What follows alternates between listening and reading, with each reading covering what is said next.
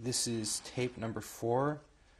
The survivor's name is Lanka Ilkow. Mrs. Ilkow, before you discuss liberation a little further, I was wondering if we could go back and could you discuss what happened when you first arrived at Auschwitz? Yeah, this was horrible even to think about. When we were separated, I was very attached to my little brother, and he was holding on to me, and Mengele came, just took us apart and said, you go to gate recht, and let's go left, right. We went right and they went left. And I never see him anymore. So when they took us to the right, and they took us in the bathhouse, took away all the clothes, shaved our heads, and gave us one dress, and took us to the sea lager. And we didn't get to eat. We was, I don't know how much we could fast. But even though the doctor tells me I shouldn't fast, I should take my medicine. But I fast. Yom Kippur, Tisha B'Av. My husband says it's stupid, Tisha B'Av, because we have a new Tisha B'Av. He says. But when you were separated, did you get to say goodbye to anyone? Did your father or your brother say anything? No. Before they didn't. No. Did you see them as they no, were leaving? They took him, and I never saw him again.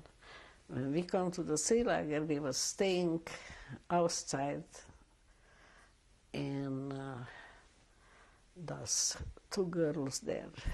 It was all crying, but two girls as who was in charge from the block. They called her Blokova. When will I see my mother? She says, see that chimney there? She's burning already. Don't you feel the flash from your mother?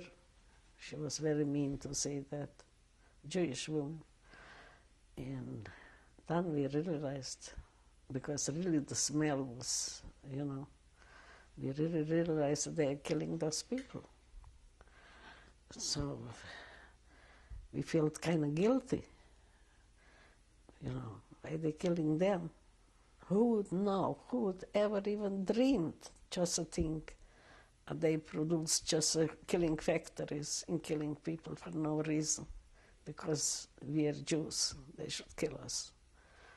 But I tell you, all the time I was thinking, I told you already, I pray to my Zaidi. Zaidi, help me. Zaidi, hold the rechte hand over me, the right hand over me. Always praying to him. And when already we knew the situation, for some reason you settle with it. You can't do nothing. So he was there, to live or die, you're there. So this was very hard to look at people the way we looked, all of us, going naked in front of the SS men all the time, marching. And they looked through and they marked, Once was a big selection, I didn't go to that, in Auschwitz, and they was just taking blondes, young girls, and put them separate in a barrack.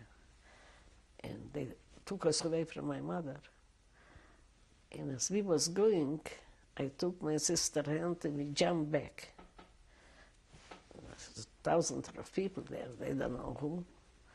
Then we went, I found coal and we smeared in our head, make dirty, the hair dark.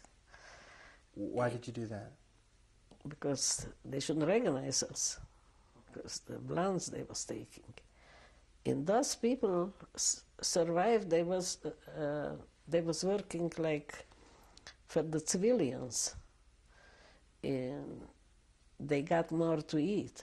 The civilians, some of them felt sorry for the girls and give them extra So here is one girl, she told me it. She always give her a piece of bread extra. And, but we didn't want to separate from my mother. So we went back.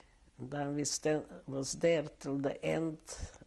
Already big selections, they was emptying the camp. And the people who was still there, they was freed from the Russians. But they was freed earlier. So we were separated from my mother, and this was, I can never forget her face, the way she looked. She was crying, children, children. She was just worried about my sister. She wasn't worried about me. She worried about her. And she says to me, be like a mother to her. Take care of her. And I did. All the time, take care of her. But it was worth it. It was worth it. She gave me so much headaches all the time. Can you tell me, what was your physical condition like when you were at Bergen-Belsen around the time of liberation? Well, I couldn't walk, couldn't stand on my feet. They was dragging me. So anyway, the soldiers, and they give us beds, and they killed the lice, and dressed us, and they took us in a camp where the German soldiers was a military camp. So everybody had a bed. And we had to eat. They give us enough food.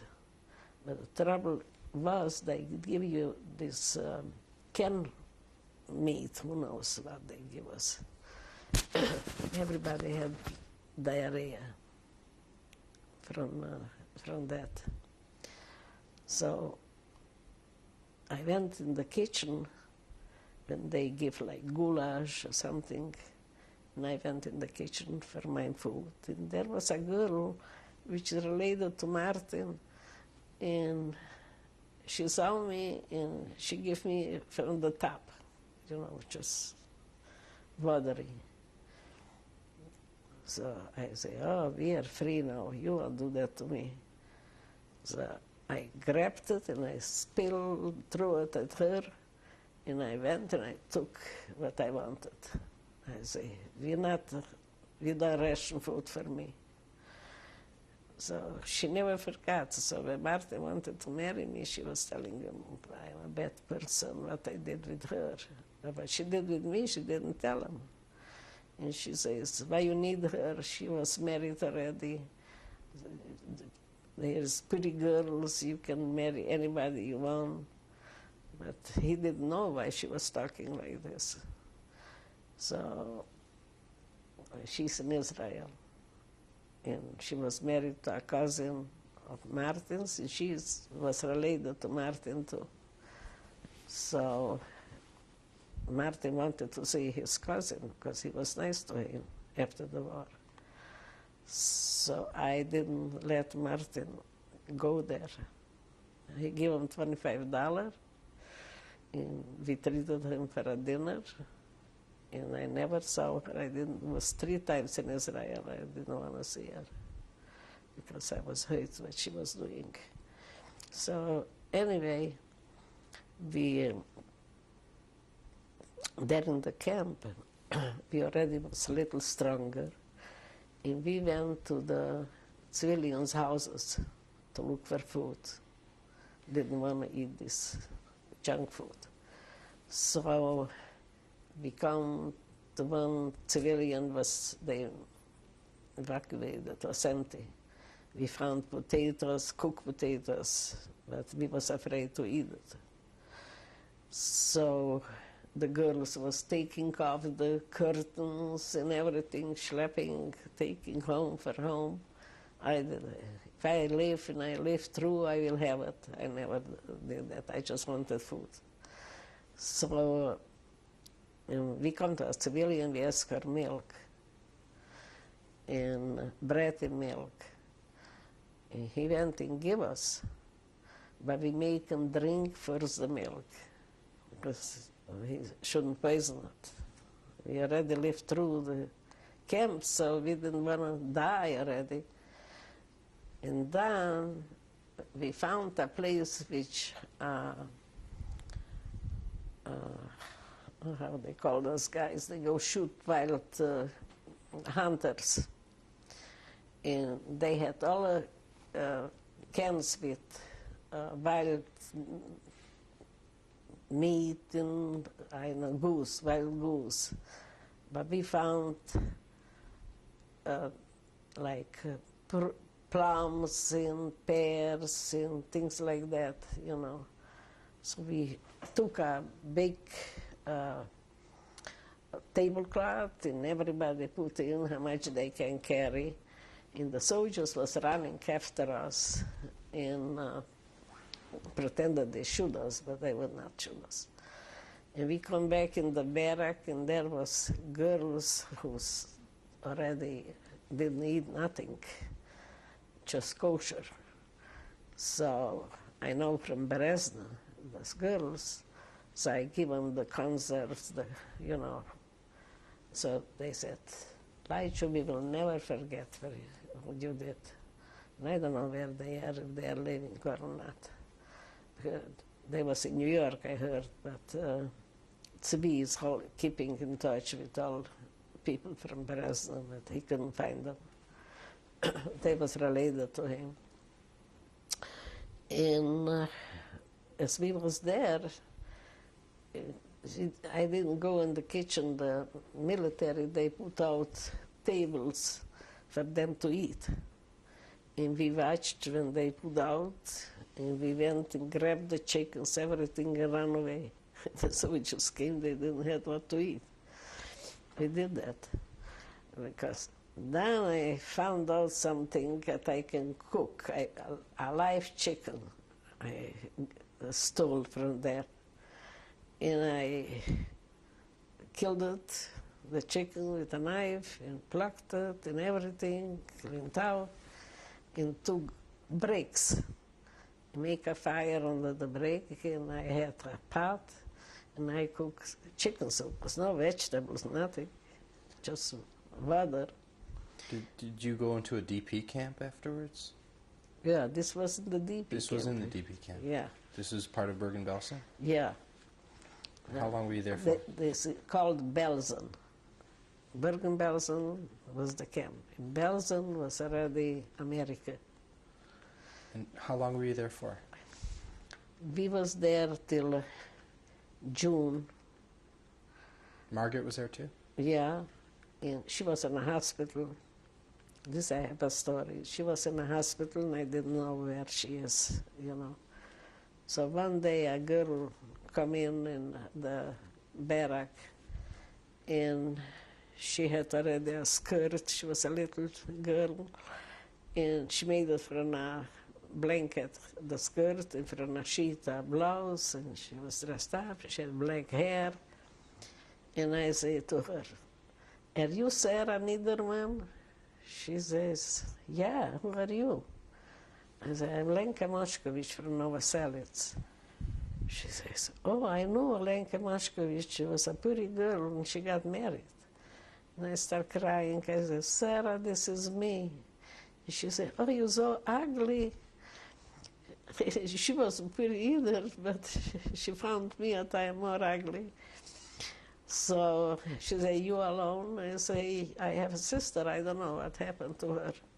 She was there in the hospital. So they had to eat better there, taken care of. So she says, "Give me her name," and she didn't know my sister. And she was going from room to room every day, and she found her. And she come back, and we couldn't travel. We had to walk, miles and miles we had to walk. So I make that soup. I wonder I didn't poison her. The blood I catched on a plate and made it like liver. and carry to her, you know. But it was okay. She was okay. I don't know, just wanted to build her up a little. And so we went to that hospital in the night, and we hid in the hospital under the beds, and a few girls, about 10 girls, and they had places which the military, they kept for the military packages, you know. I don't know, I heard that for the Red Cross, they were supposed to give for the civilian.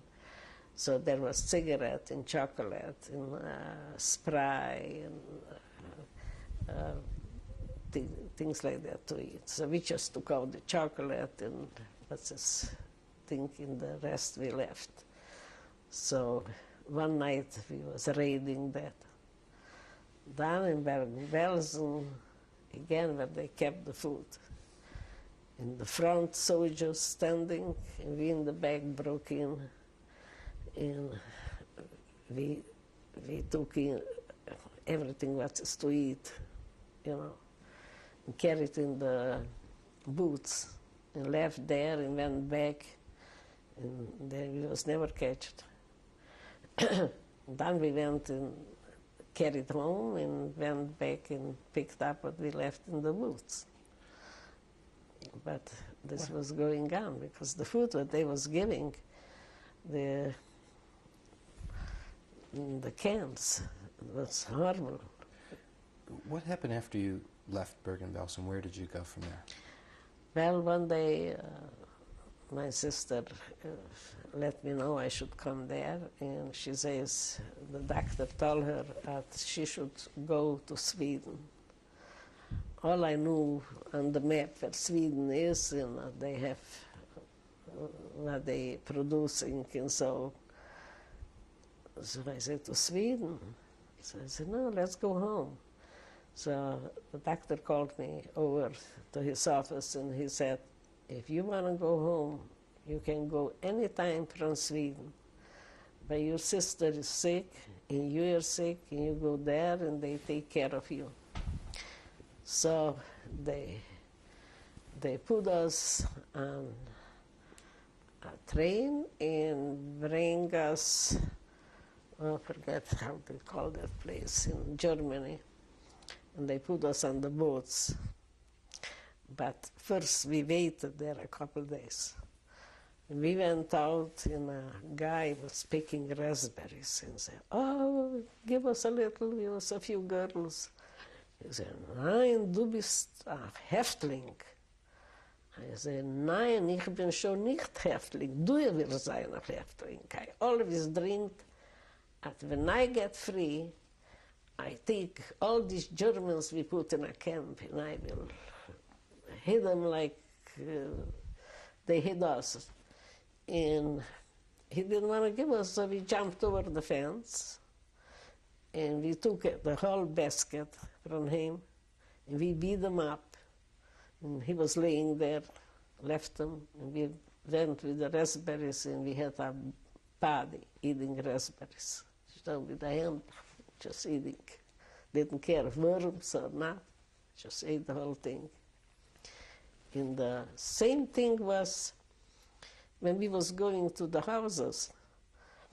The girls was going on the fields and taking out the potatoes. You know, they're blooming, it's no potatoes under. Just when they stop blooming, down is potatoes. But the girls didn't know, they was pulling. And one German come with he wanted to kill the girls.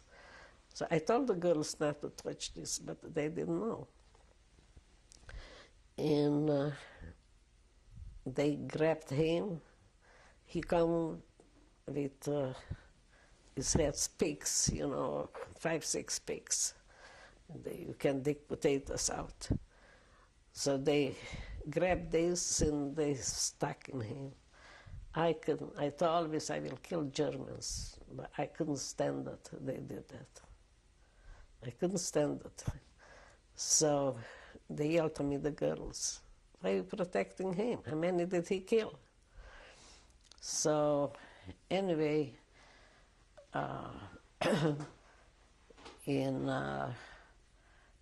we went from there already. They put us on the boats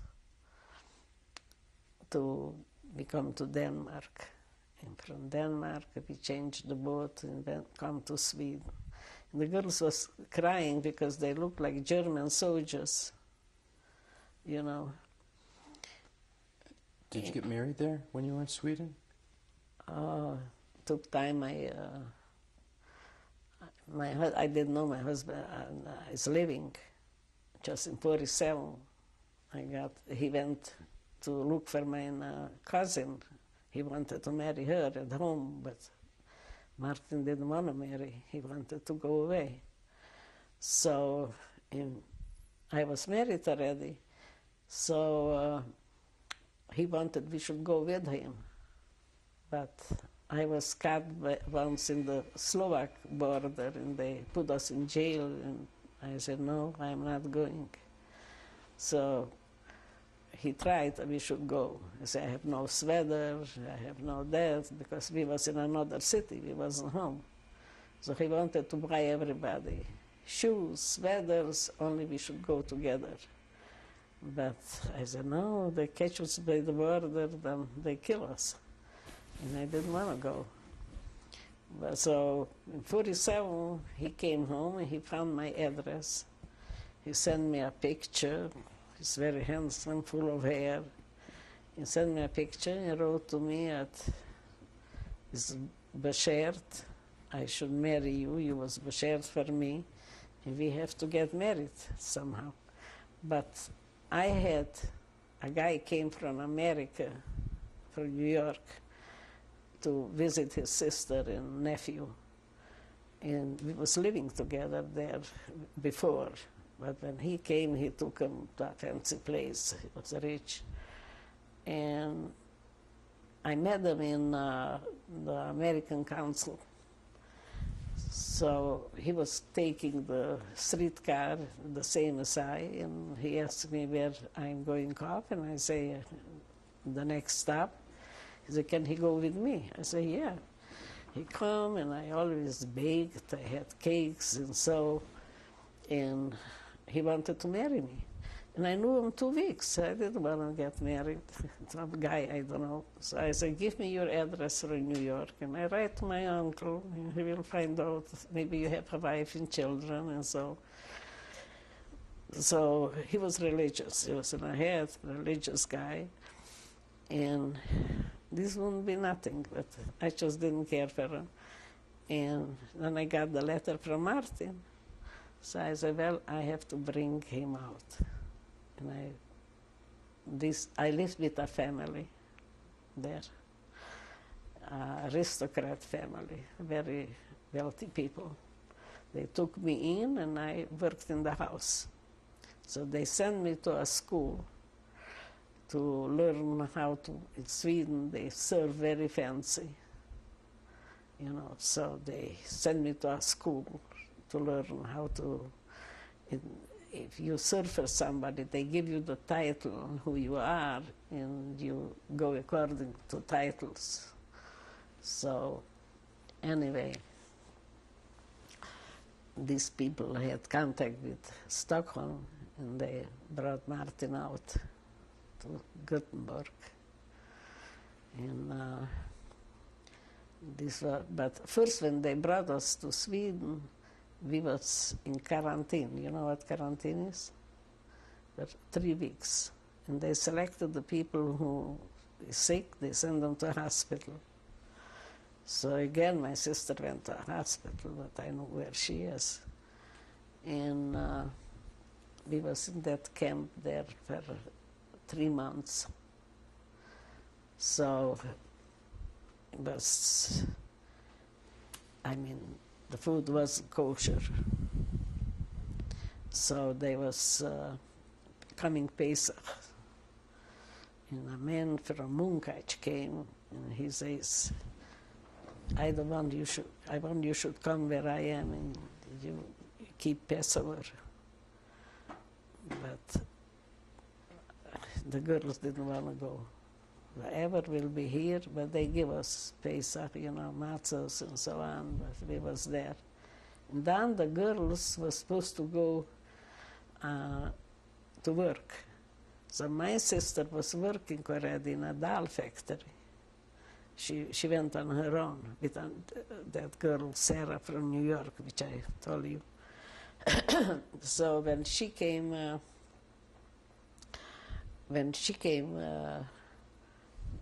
back, and she says, would I like to go to work in the doll factory? Because we have to go. They was putting the girls suburban, and we wanted to stay in the city. So that woman, she took 5 girls in. She didn't have where. She made the living room. She rented beds, and we slept in the living room. And I went to work, and I was sitting. I couldn't sit in so. So she took the hat off, and this was my job. So it wasn't good. So I said, gee, I can sit here and do that. I have to do something else. So she says, Lanka, if you want to do something else, you come and you move in with me, all of you, and you take care of the house.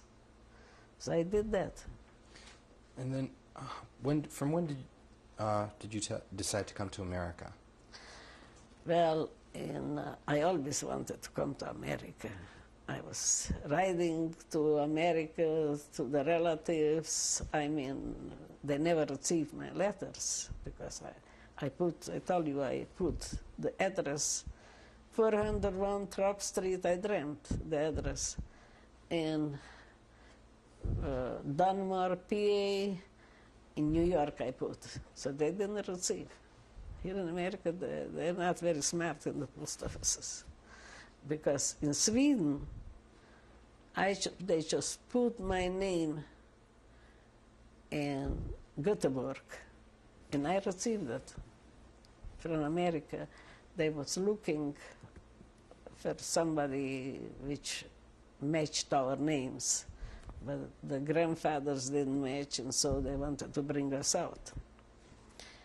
But the names matched Leah and Miriam, everything.